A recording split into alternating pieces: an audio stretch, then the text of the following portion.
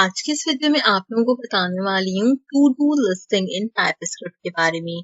To do listing बिल्कुल उसी तरीके से वर्कआउट करती है जिससे आप अपने रोजमर्रा की लिस्टिंग को कंपाइल करते हैं। आपने ग्रोसरी बाय करनी हो, आपने अपना होमवर्क फिनिश करना हो या फिर आपने अपनी मॉम को कॉल करनी हो, ये सब चीजें हमारे पास कहीं ना कहीं हमारी लिस्टिंग के अंदर मौजूद होती हैं। जैसे कि अगर आपकी लिस्टिंग की बात करें तो आप अपने प्रोजेक्ट्स को एट ए टाइम कंप्लीट करना चाहते हो, साथ ही साथ अपने टाइपस्क्रिप्ट की क्लासेस को भी कंप्लीट आउट करना चाहते हो, अपने एग्जाम्स के लिए भी प्रिपरेशन करना चाहते हो, तो ये सारी चीजें आपकी टू डू लिस्टिंग के अंदर शामिल होती है। तो इसी टाइपस्क्रिप्ट में किस तरीके से बनाया जाता है आज की इस वीडियो के अंदर हम यहाँ पर देखने वाले हैं। इसके बारे में बात करने से पहले मैं आप लोगों को बताना चाहती हूँ कि अब तक हमने टाइपस्क्रिप्ट के अंदर जितने भी प्रोजेक्ट्स क्रिएट आउट किए हैं उसके लिए हमने इंक्वायरर की यूटिलाइजेशन की है।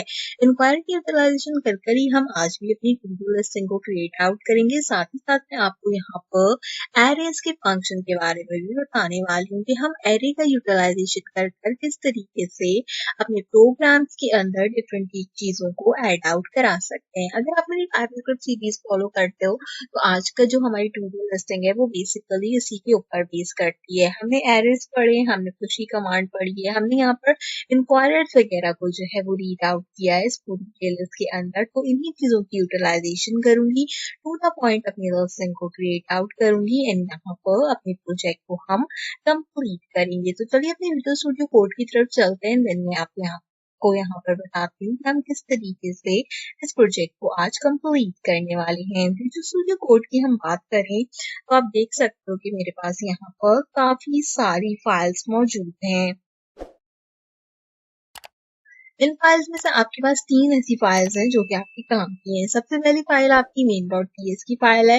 देन आपके पास यहाँ पे एक अलग फाइल है पैकेजेस जेसन के नाम से। आपने मेक श्योर करना है कि पैकेजेस जेसन की फाइल के अंदर लाइन नंबर 6 में आपका टाइप जो है वो मॉड्यूल सेट होना चाहिए जब आप इंक्वायरर के लिए यहाँ पर अपने कमांड्स को रन करो। साथ ही साथ अगर हम अपने टीएस कॉन्फ़िग की बात करें तो यहाँ पर आपके पास लाइन नंबर 30 में नोट नेक्स्ट, 28 पे नोट नेक्स्ट एंड यहाँ पर हमारे पास लाइन नंबर 14 के अंदर ES2022 यहाँ पर शामिल होनी चाहिए। तो ये वो चेंजेस हैं जो आपको यहाँ पर कंप्लीट करने हैं। ऐसे यहाँ पे आपको एक main.js की फाइल भी नजर आ रही है, तो इसको मैं यहाँ पे सबसे देती हूँ ताकि जो है वो किसी भी किस्म की कोई कंफ्यूजन आपको जो है वो पेश नहीं आए।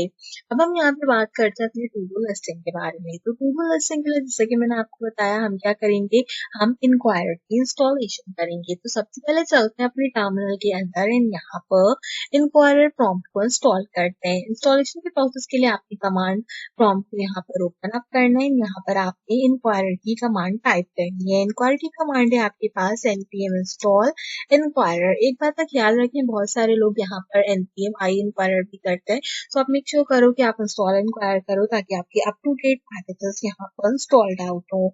इसके बाद सबसे ज्यादा गलती क्या करते हैं लोग कि इस पूरे प्रोसेस को क्लोज कर देते हैं, इस सीएमडी को क्या करते हैं क्लोज कर देते हैं। आपने इसको क्लोज नहीं करना, आपने यहाँ पर इसके फंडिंग पैकेजेस भी इंस्टॉल करने हैं। इसके लिए हम यहाँ पर npm फंड की कमांड का यूज करेंगे ताकि मेरे जितने भी यहाँ पर फंडिंग पैकेजेस हो वो भी स्टॉल्ड आउट हो जाएंगे। वो वाहिद गलती है जो कि बच्चे नहीं करते जिसकी वजह से हमारे पास अवेट के फंक्शन के अंदर एरर आता है। तो अगर आप इस तरीके से इंक्वायरी की वर्किंग करोगे तो कभी भी आपके पास एरर नहीं आएगा। अब हम यहाँ से अपने जो है वो कमांड प्रॉम्प्ट को क्लोज कर देंगे।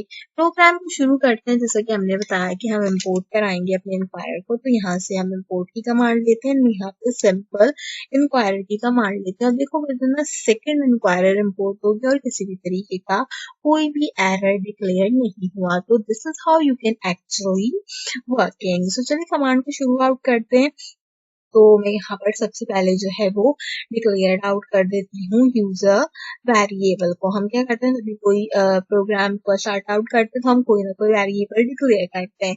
तो मैं वेरिएबल डिक्लेयर करने के लिए लेट की कमांड का यूज करती हूँ। यहाँ पर टू डूज के नाम से एक वेरिएबल बनाती हूँ। आप किसी भी नाम से वेरिएबल बना सकते हो, क्योंकि हम टू डू लिस्टिंग बना रहे हैं तो मैंने सिंपल टू डूज के नाम से एक लिस्टिंग का वेरिएबल क्रिएट कर दिया। मैंने कहा जो टू डू का हमारा वेरिएबल है ये यहाँ पर किस चीज के बराबर हो, ये यहाँ पर किसी भी एरे के बराबर हो। अब एरे में कुछ भी हो सकता है, मैं एरे में कोई भी चीज ऐड करा सकती हूँ। Reading books, calling mom, making TypeScript projects, this can be anything.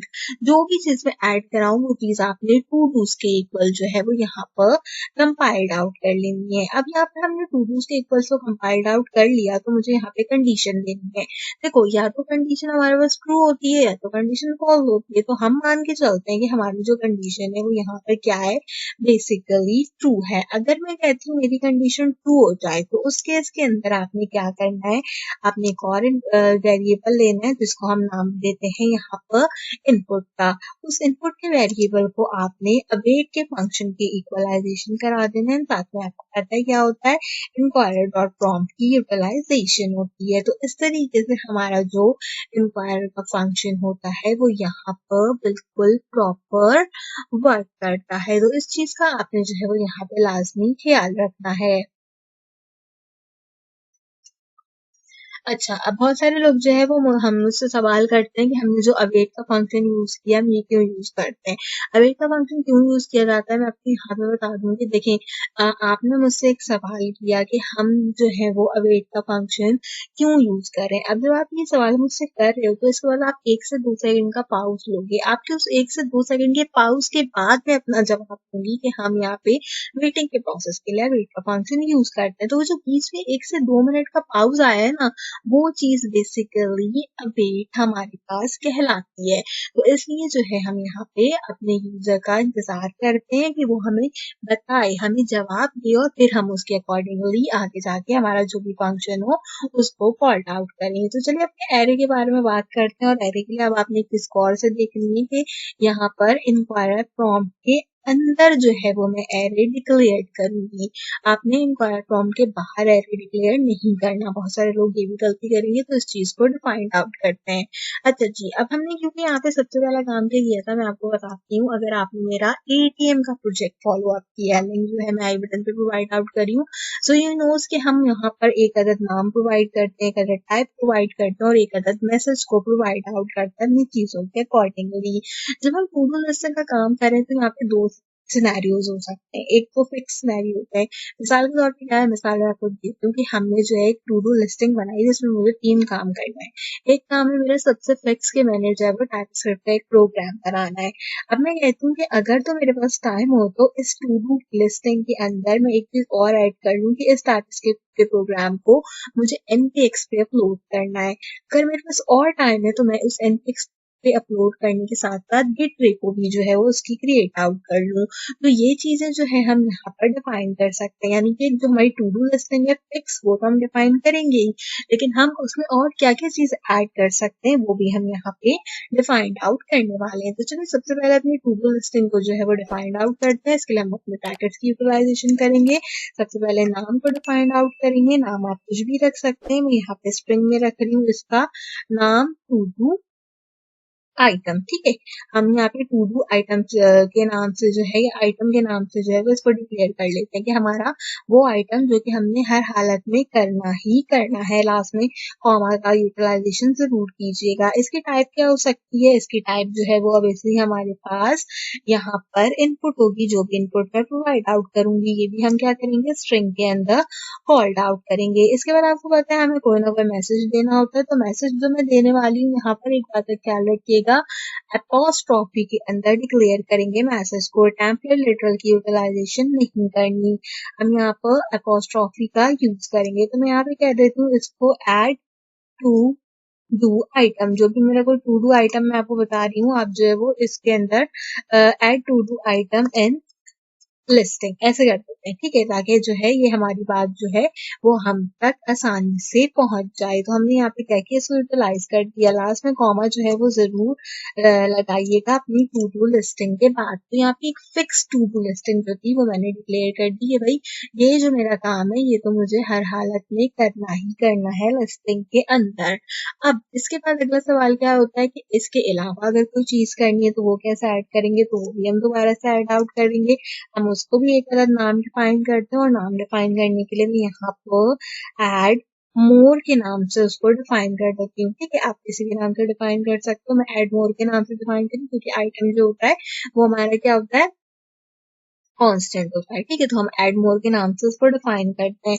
इसकी भी हमारे पास कहीं ना कहीं कोई ना कोई टाइप होगी, तो इसकी अब टाइप क्या होगी मेरे पास, इसकी मेरे पास जो टाइप होगी वो होगी बेसिकली लिस्ट के अंदर। यहाँ पर भी हमारे पास अपोस्ट्रॉफी का यूज होगा। अच्छा, आप मुझे कमेंट सेक्शन में बताओ कि अपोस्ट्रॉफी का यूज क्यों किया हमने हमने यहाँ पर अपना स्ट्रिंग को जिस तरीके से हम जो है वो इनवर्टेड कॉमास में डिक्लेयर करते हैं वो हमने क्यों डिक्लेयर नहीं किया। ये बात याद रखिएगा कि आप जो भी नेम टाइप यहाँ पर बता रहे होंगे उसके लिए आपने लास्ट में कॉमास जरूर लगाने हैं। अब हमें क्या करना है इस वाले एरे के अंदर, तो मुझे चॉइसेस प्रोवाइड करनी है। इसमें तो मैसेज प्रोवाइड नहीं करूंगी, ठीक है। मैसेज प्रोवाइड कर सकते हैं बट हम इसको जो है वो कंसाइज रखेंगे, तो हम सिंपल चॉइसेस प्रोवाइड आउट करेंगे। इन चॉइसेस क्या होती है, हमेशा एरेज के अंदर डिफाइन की जाती है। चॉइसेस में आप कुछ भी दे सकते हो। अब यहाँ पर जो है क्या कहते हैं, ट्रू एंड फॉल्स दे सकते हो, येस और नो दे सकते हो। तो मैं सिंपल यहाँ पे येस और नो देती हूँ कि आपने मुझसे पूछना है कि भाई ये जो भी कोई नेक्स्ट आइटम है हमारा, क्या इसको लिस्ट में ऐड करना है या फिर इसको लिस्ट में ऐड आउट नहीं करना। तो ये आपने मुझे यहाँ पे लास्ट में बताना है। तो ये वाली जो हमारी लिस्टिंग होगी ये भी यहाँ पर कंप्लीट हो जाएगी। मैं थोड़ा सा यहाँ से कोड को जो है वो इस तरीके से यूटिलाइज कर दूं ताकि आप लोगों को मुश्किल पेश नहीं आए। तो इस तरीके से हमारी जो लिस्टिंग थी वो भी क्रिएट आउट हो गई है। अच्छा, अब इस पूरे प्रोसेस में क्या हुआ, हमने जो भी काम करना था हमने वो तो ऐड कर लिया। अब यहाँ पे सवाल ये पैदा होता है कि आउटपुट क्या है। आउटपुट भी तो हमारे पास कोई चीज होगी ना, यानी कि सो कंसोल लॉग में कहीं कुछ तो जो है वो हम क्या कहते हैं प्रिंट आउट कराएंगे या कोई ना कोई कंडीशन तो यूटिलाइज करेंगे। तो उसके आउटपुट के बारे में बात करते हैं, यानी कि इसको डीस्ट्रक्चर करते हैं, ठीक है। अब डीस्ट्रक्चर करने के लिए, आउटपुट करने के लिए हमें क्या करना होता है। देखो, अभी जो मैंने चीजें दी वो कांस्टेंट थी ना, ठीक है। अगर हम इसको गौर से देखें तो मैंने कहा कि टाइपस्क्रिप्ट का प्रोग्राम तो बनाना है, इसका मतलब वो तो हर हालत में मेरे पास चीज क्या हो गई, कांस्टेंट हो गई। मैंने कहा मेरी जो भी कोई कांस्टेंट वैल्यू हो ना, आपने क्या करना है, आपने उसको यहाँ पर टू डू आइटम के इक्वल कॉल्ड आउट करा लेना है। ये जो मेरे पास यहाँ पे टू डू आइटम है, एक सेकंड यहाँ पे चेकआउट कर लूँ, मैंने इसका टी जो है वो कैपिटलाइज लिखा है और यहाँ पर हमने इसमें स्पेस दिया है, ठीक है, ताकि जो भी हमारी कोई गलती है वो यहाँ पे कंसीडर आउट नहीं हो। या चले हम ना स्पेस, ठीक है, स्पेस दे देते हैं क्योंकि मैंने लाइन 11 में स्पेस दिया हुआ है, तो लाइन 11 में हम जो स्पेस दे रहे हैं तो हम लाइन 25 में भी स्पेस को यूटिलाइज कर देते हैं। मैंने कहा मेरा जो भी टू डू आइटम है यहाँ पर, और साथ में मेरे पास क्या है यहाँ पे, साथ में मेरे पास जो भी यहाँ पे एड मोर का फंक्शन है, ये दोनों चीजें किस चीज के बराबर हैं, ये दोनों चीजें मेरे पास इनपुट के बराबर है। तो आपने यहाँ पर आउटपुट में सबसे पहले इस चीज को डिक्लेयर कर दिया कि मेरी जो भी टू डू के अंदर चीज है और जो भी मेरी एड मोर के अंदर चीज है वो मेरा इनपुट है। तो आपने इस चीज को यहाँ पे लास्ट में कंसीडर करना है। इसके बाद हम अपने टू डूज के फंक्शन को कॉल करेंगे, साथ में यहाँ पे अपने पुश के फंक्शन को कॉल करेंगे। आपको पता है कि पुश का फंक्शन क्यों कॉल्ड आउट किया जाता है। पुश का फंक्शन इसलिए ऐड कॉल आउट किया जाता है कि हम न्यू एलिमेंट्स को ऐड करा सकें अपने एरे के अंदर। तो हम यहाँ पे टू डू पुश की कमांड का यूटिलाइजेशन करेंगे और यहाँ पर क्या करेंगे, साथ में टू डू आइटम की जो मेरी यहाँ पर कॉललाइजेशन थी हम उसको कॉल कर लेंगे। तो हमने यहाँ पर सिंपल इस तरीके से कह दिया कि जो भी मेरा टू डू आइटम है उसके अंदर आपने एक नया आइटम यहाँ पे क्या करना है, उसको ऐड आउट करवा देना है। तो इस चीज का आपने लाजमी ख्याल रखना है। अब क्योंकि हमने येस एंड नो की कंडीशन दी थी तो मुझे दोबारा से कंडीशन डिफाइन आउट करनी पड़ेगी। अच्छा, हम लास्ट में चेकआउट कर लेंगे ये जो टू डू आइटम के अंदर एरर्स आ रहा है ना, अगर स्पेसिंग को रिमूव करना होगा तो हम अपनी स्पेसिंग रिमूव कर लेंगे। फिलहाल के लिए मैं इसको ऐसे ही चलने देती हूँ कि मैं नहीं चाहती वो बहुत ज्यादा कंफ्यूज आउट हो। खैर, हम इसकी कमांड का यूज करते हैं। मैं कहती हूँ कि अगर एड मोड जो है वो मेरे पास यहाँ पे डेटा टाइप की इक्वलाइजेशन हो जाए और आंसर मेरा जो है वो नो हो जाए, तो उस केस के अंदर आपने क्या करना है। ये लॉजिकल ऑपरेटर तो आप पढ़कर आए हैं ऑलरेडी, तो आपने उस केस के अंदर कंसोल डॉट लॉग के अंदर एक अदर स्टेटमेंट प्रिंट करानी है, जो कि मेरे पास क्या होगी, जो कि मेरे पास यहाँ पर टू डू लिस्ट होगी, यानी कि मेरी जो फाइनल टू डू लिस्ट होगी उसको आपने यहाँ पर प्रिंट आउट करवा देना है। तो ये चीज जो है हमारे पास यहाँ पर डिक्लेयर्ड हो जाएगी। यानी कि अगर मेरा आंसर नो है, मैं मना कर देती हूँ कि आपने कोई भी चीज लिस्ट में ऐड नहीं करनी, तो जितनी भी लिस्ट है आप उसको प्रिंट करा दो। चाहे अगर मैंने सिर्फ टाइपिस्क्रिप्ट का प्रोग्राम उसके अंदर कंसीडर किए तो आप उसको प्रिंट करा दो। अगर मैंने एनपीएक्स और टाइपिस्क्रिप्ट उसमें ऐड किए तो आप उतनी चीज को प्रिंट करा दो। इन प्रोग्राम में आपने ब्रेक की यूटिलाइजेशन जो है वो यहाँ पर कर देनी है। तो इस चीज का हमने यहाँ पर आउटपुट डिक्लेयर कर दिया। लेकिन इसके साथ साथ भी देखो एक और कंडीशन आती है, ठीक है। एक और कंडीशन के अंदर हम एक फॉर की कंडीशन लेते हैं। फॉर की कंडीशन को लेते हुए मैं क्या चीज फाइंड आउट करती हूँ, मैं कहती हूँ फॉर की कंडीशन लो और उसमें हम एक अदद यहाँ पर इंक्रीमेंट का फंक्शन जो होता है हमारे पास उसको डिफाइन करता है। बोलते हैं कि इंक्रीमेंट की जो भी वैल्यू होती है वो किस चीज के इक्वल होती है, जीरो के इक्वल होती है। तो उसमें हम क्या करते हैं, कोई भी चीज ऐड करा देते हैं, क्योंकि क्या होता है इंक्रीमेंट प्लस प्लस होता है, इनकी जो भी चीज है उसमें आप उसको प्लस कर दो। सो अगर आपको इंक्रीमेंट के बारे में नहीं पता तो इसकी वीडियो भी आई बटन प्रोवाइड करी हूँ, चेकआउट कर लीजिएगा। तो हमने कहा कि इंक्रीमेंट जो है वो बराबर है हमारे पास जीरो के। आपने यहाँ पे इंक्रीमेंट लेना है, इसको आपने ग्रेटर देन कराना है यहाँ पर हमारे टू डूज से, यानी कि जो मैंने टू डूज का वेरिएबल डिक्लेयर किया था उस चीज के अकॉर्डिंगली। टू डूज जो भी कुछ होगा आपने उसको यहाँ पे लेंथ के फंक्शन के अंदर कॉल कर देना है। आपने इसको लेंथ के फंक्शन के अंदर कॉल कर दिया और लेंथ के फंक्शन के अंदर कॉल करने के बाद हम इसमें इंक्रीमेंटेशन को प्रोवाइड आउट कर देंगे। तो यानी कि जो भी हमारी लिस्टिंग थी उसमें चीजें ऐड आउट होती चली जाएंगी। तो इस चीज का आपने लाजमी यहाँ पर ख्याल रखना है। इसके बाद हम क्या करेंगे, इसके बाद हम अगेन जो है वो अपने कंसोल डॉट लॉग के अंदर जाएंगे। अगर कोई भी चीज ऐड आउट होती है तो कंसोल डॉट लॉग के अंदर क्या करो कि जो भी मेरा टू डूज है आप उसके अंदर सिंपल मेरी इंक्रीमेंट वाली जो चीज है उसको ऐड आउट कर दो। बहुत आसान तरीके से मैंने जो इसको समझाने की कोशिश की, अगर आपको नहीं समझ आया तो दोबारा मैं बता देती हूँ। लाइन नंबर 30 एंड 31 के बारे में। 29 तक क्या था कि जो भी कोई आइटम था, जहां तक भी टू डू लिस्ट है आप उसको प्रिंट कर दो। अगर तो मैंने कोई चीज ऐड की है उस टू डू लिस्टिंग के अंदर, मैं यहाँ पे ऐसा करती हूँ, आपके लिए जो है वो कमेंट कर देती हूँ। ठीक है, हम यहाँ पे लिखते हैं ऐड मोर आइटम, ताकि ना आपको समझ में आ जाए।